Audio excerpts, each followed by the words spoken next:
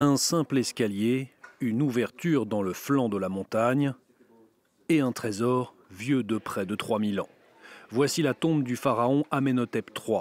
Situé non loin de la ville de Luxor, ce tombeau, l'un des plus vastes de la vallée des rois, vient de rouvrir ses portes au public après une très longue restauration, près de 20 ans.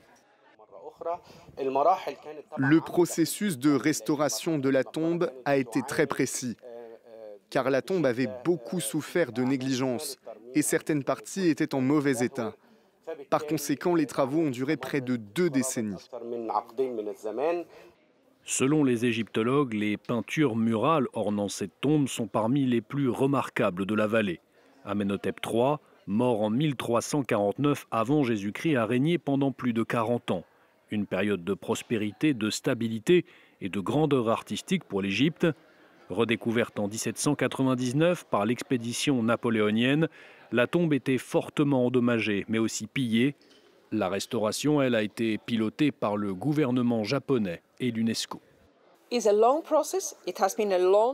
un long processus, ce fut une intervention globale à long terme et bien sûr vous verrez en entrant quelle est l'essence de toute la connaissance que nous avons pu utiliser, car il ne s'agit pas seulement de peinture murale, ce n'est pas une question de peinture, ce n'est pas une question d'esthétique, c'est une question de manière dont cette tombe remarquable a été restaurée.